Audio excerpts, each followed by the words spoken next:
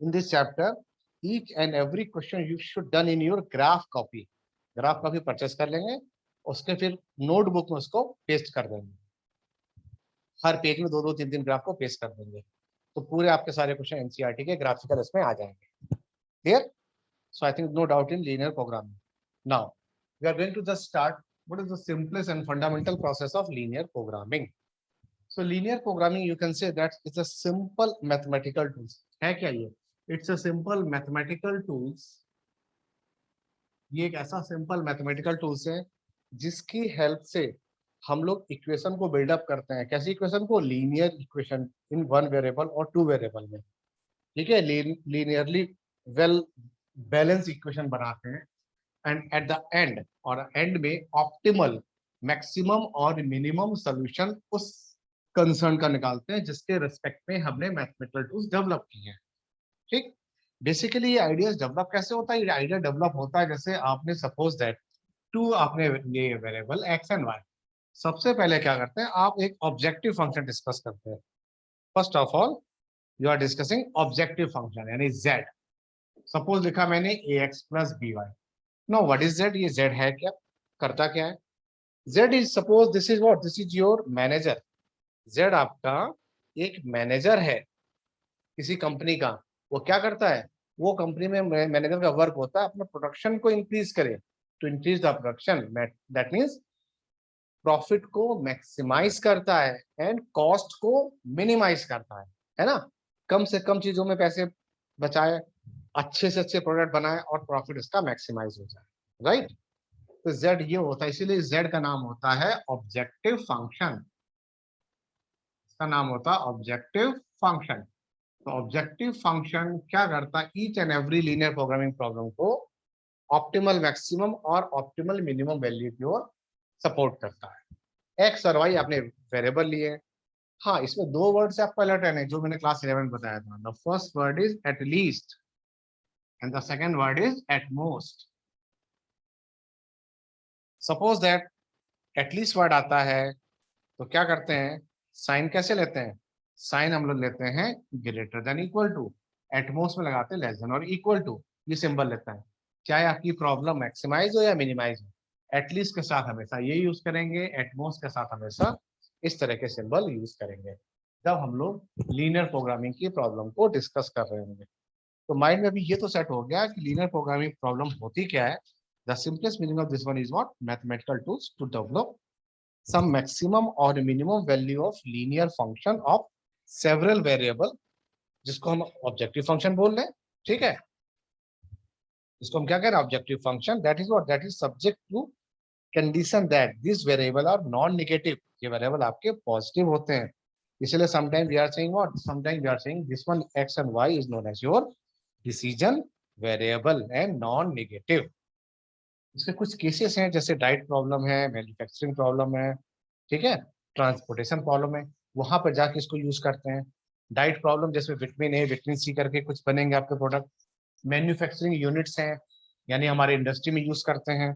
Then second transportation problem है कि सम depot है, सम मैन्युफैक्चरिंग यूनिट है, हमें यूनिट को ट्रांसपोर्ट करना from one place to another place.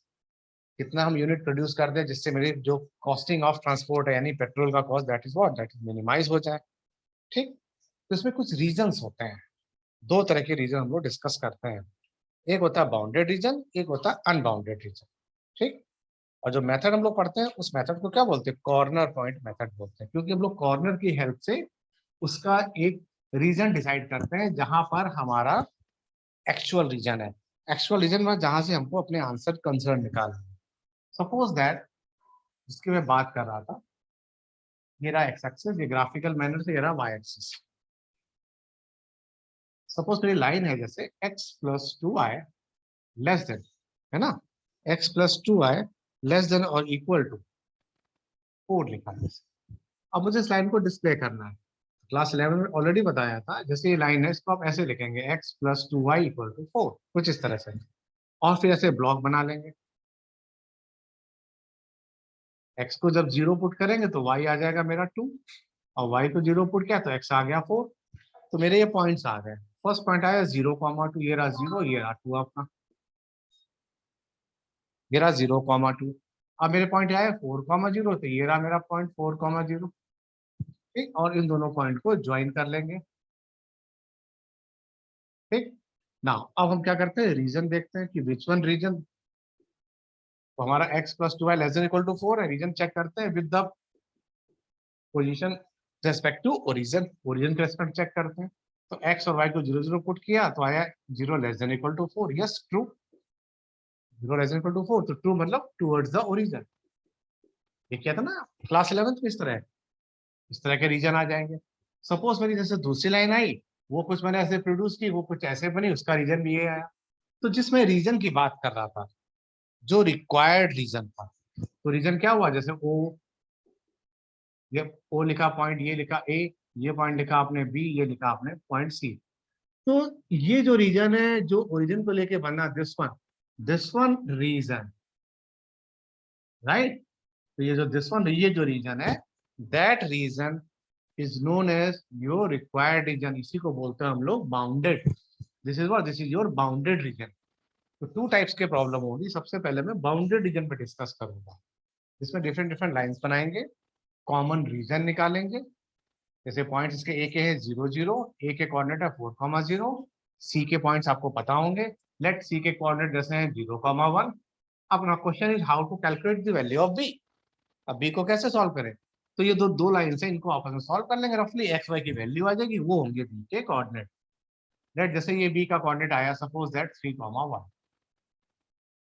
ठीक है, तो our points are O A B C. तो ये रीजन हमारा हुआ बाउंडेड रीजन। ठीक, अब जैसे उसने क्वेश्चन में z करके लिखा है यहाँ पे, सपोज दैट लिखा है 3x + 10 क्वेश्चन लिखा है, और लिख रहा है subject to maximize. Suppose that उसने लिखा है, दो चीजें लिखेगा, या तो मैक्सिमाइज करेगा या मिनिमाइज करेगा, ऐसे लिखा होगा क्वेश्चन में। तो क्या करना है हमें, what we have to do, at O coordinate क्या है 0 0 पुट करेंगे, आंसर z की वैल्यू 0 आ जाएगी। एट ए 4,0, x की जगह 4, y की जगह 0 पुट करेंगे, z आ जाएगा। एट बी 3,1 पुट करेंगे, यहाँ पर 3, यहाँ पर 1, z आ जाएगा। एट सी 0,1, x की 0, y की जगह 1 पुट कर देंगे। तो on this one corner stages, corner in the sense O A B C, इस कॉर्नर की वैल्यू को x और y की जगह पुट कर देंगे, calculating the value of z, और हम z की वैल्यू को कैलकुलेट कर लेंगे। उसने बोला है मैक्सिमाइज, मतलब सबसे बड़ी वैल्यू, जो सबसे बड़ी वैल्यू हो उसको टिक कर देंगे। उसको टिक कर देंगे मतलब इस कंसर्न का, इस प्रॉब्लम का मैक्सिमम सोल्यूशन ये है एट दिस पॉइंट, चाहे वो बी पॉइंट के ऊपर आ जाए या सी पॉइंट पे आ जाए। And this one method, because we are taking corner of this region, so that's why we are known as the corner point method या कॉर्नर रीजन। ये तो हुआ टाइप 1। इक्वेशन दी जाएगी, आपको बोला जाएगा मैक्सिमाइज या मिनिमाइज, लाइंस दी जाएंगी 1 2 3, उसको डिस्प्ले कर देंगे। हाँ ऑब्वियस है, each and every problem they are given x > 0, y > 0, ये वैल्यू दी जाएगी, मतलब फर्स्ट क्वाड्रेंट में आपका आंसर आएगा।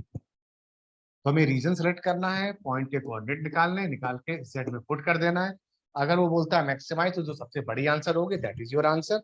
If they are subject to minimize, तो उन चारों रेस्पेक्टेड वैल्यू में जो सबसे छोटी वैल्यू होगी, शॉर्टर वैल्यू होगी, that is your minimize solution. And this one method known as the your corner point method. What, this is your type 1 region. कैसा हमारा रीजन है, हमारा bounded, this is your bounded region. ठीक,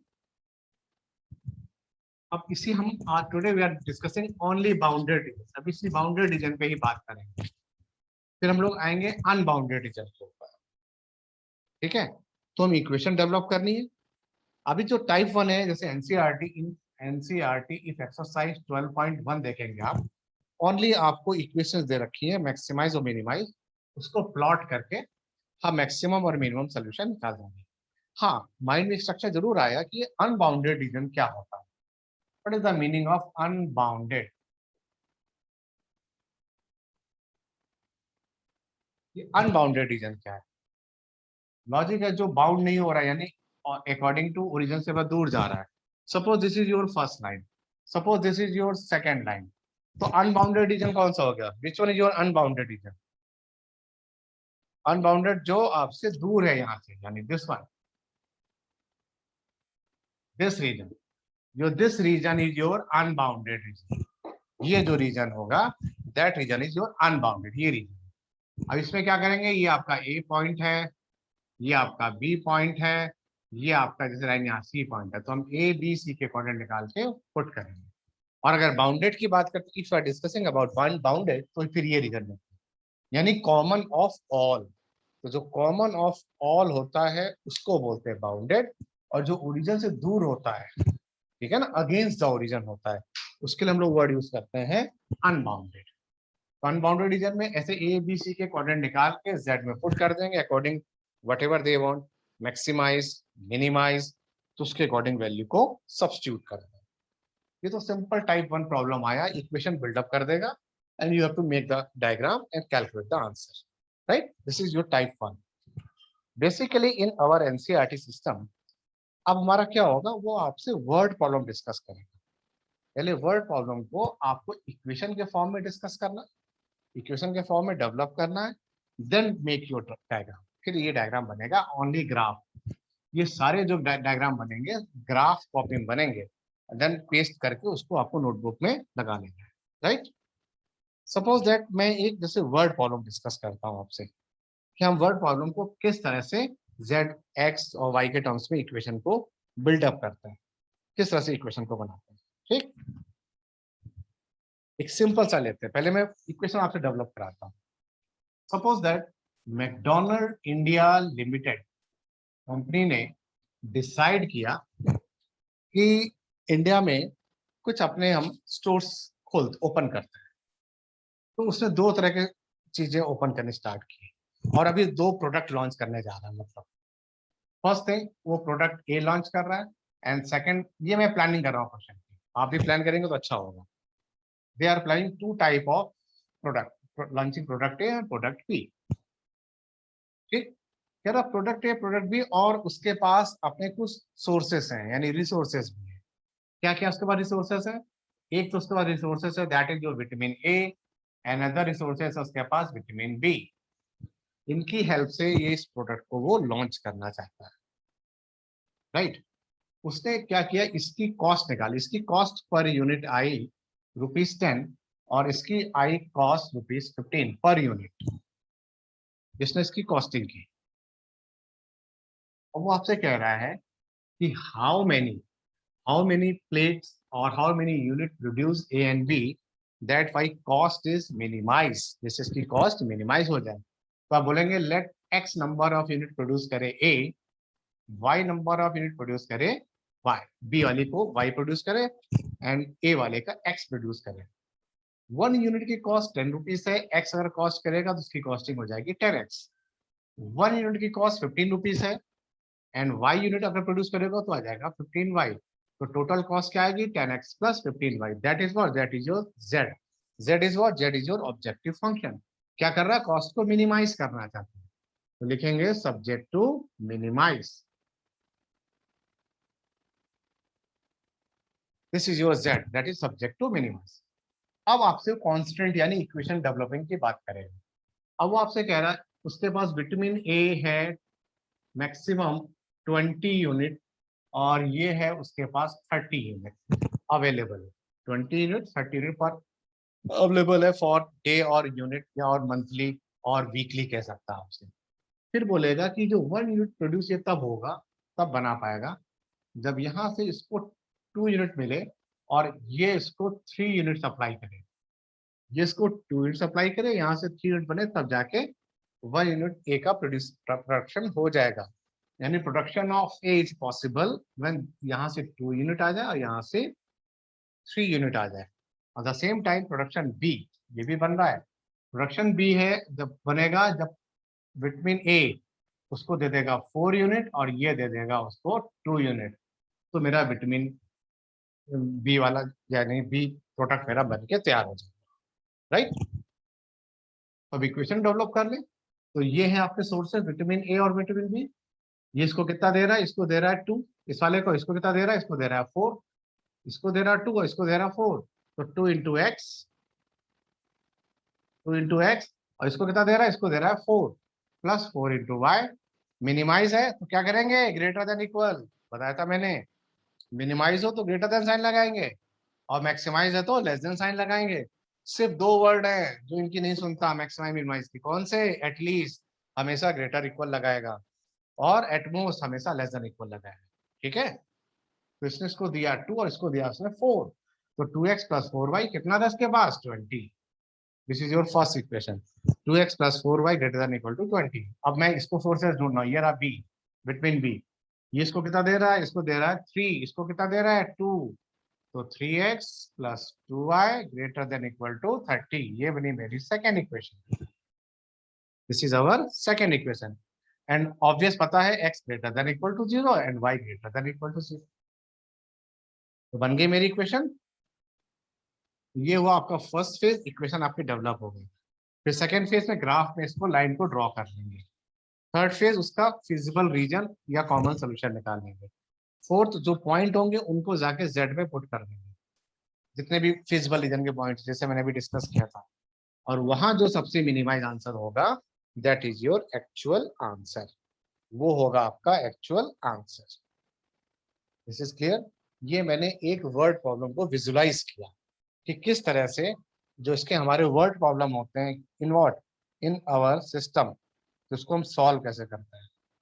ठीक है, तो सबसे पहले वर्ड प्रॉब्लम करते हैं, वर्ड प्रॉब्लम को कन्वर्ट करते हैं, फिर इसका हम ग्राफ बनाते हैं। तो आज आपको पहले 12.1 करेंगे, सिंपल ग्राफ दिया होगा। This one is 12.2 and miscellaneous. ठीक, और मैं एक क्वेश्चन करता हूँ इसका वर्ड प्रॉब्लम का, कैसे तो जनरेट करता हूँ वो अब एक्चुअल प्रॉब्लम लेता हूँ सीबीएसई बोर्ड में जैसे आया क्वेश्चन है। तो देखो मैं इसको किस तरह से जनरेट करता हूँ, 2 बार आ चुका सीबीएसई में वाला क्वेश्चन, अब जो मैं लिखने जा रहा हूँ इस क्वेश्चन से सारे कंसेप्ट आपके क्लियर हो जाएंगे इस पूरे चैप्टर, राइट। सर क्वेश्चन बोला है आपसे, मैं एस सच लैंग्वेज बोलूंगा, क्वेश्चन की जो क्वेश्चन की लैंग्वेज है उसमें कोई चेंजेस नहीं करूंगा, जैसा क्वेश्चन है ऐसा पढ़ूंगा, राइट। कह रहा an aeroplane can carry A maximum of 200 passenger. कह रहा एक एरोप्लेन है 200 लोगों को ले जा सकता है, मैक्सिमम 200 पैसेंजर को वो कैरी करता है। ठीक, an aeroplane can carry A maximum of 200 passenger. कह रहा a profit of rupees 1000 is made on each executive class, and फिर उससे सेकंड बोला है उसने, फर्स्ट लाइन क्या बोली है? a profit of rupees 1000 is made on each executive class and profit of 600 is made on each economy class। उसने कहा दो तरह की टिकटें हैं उसके पास, सबसे पहले उसकी टिकट है एग्जीक्यूटिव क्लास, फिर उसके बाद सेकंड टिकट है इकोनॉमी क्लास। दो तरह की टिकट वो सेल कर रहा है। कह रहा है इस वाली टिकट में उसको 1000 का प्रॉफिट होता है पर टिकट, और इकोनॉमी में उसको जो प्रॉफिट हो रहा है वो हो रहा है 600।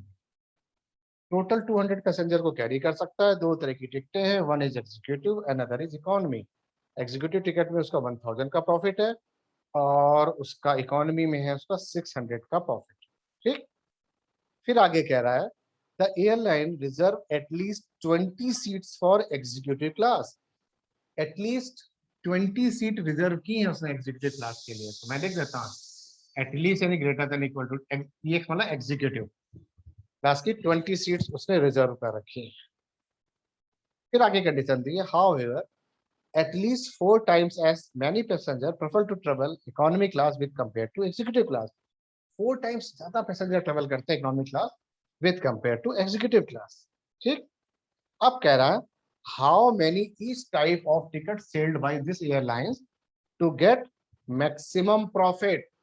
तो जहां पे भी मैक्सिमम मिनिमम होगा वहां से मेरा बनता है जेड, जेड बोले तो ऑब्जेक्टिव फंक्शन। तो आपने कहा लेट एग्जीक्यूटिव क्लास की टिकट सेल कर दे एक्स, इकोनॉमी क्लास की टिकट सेल कर दे वाई, तो उसको प्रॉफिट होगा, उसको जेड फंक्शन बताया।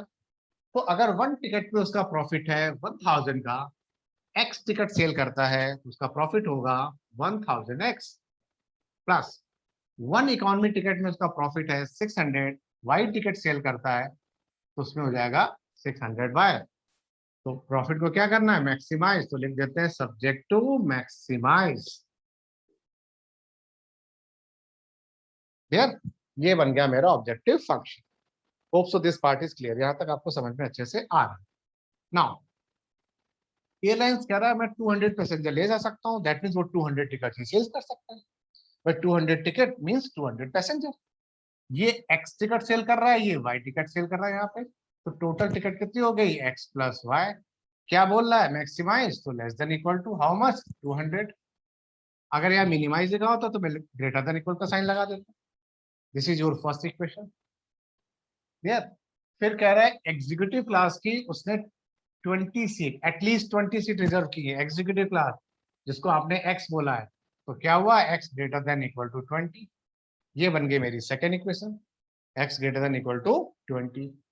नाउ फिर कह रहा है however more than 4 times as many passengers prefer to travel economy class with compared to executive class, यानी y इसका 4 टाइम्स है, y greater than equal to 4x। ये बन गई मेरी थर्ड इक्वेशन। एंड ऑब्वियस है कि x greater than equal to 0, y greater than equal to 0, ये तो रह गई रहेगा। तो ये मैंने फ्रेम ऑफ इक्वेशन डेवलप कर ली with the help of your word problem. Clear है यहाँ तक? आई होप सो यहाँ तक सारी चीजें आपको अच्छे से समझ में आ रही हैं। ये मैंने उसको कन्वर्ट कर दिया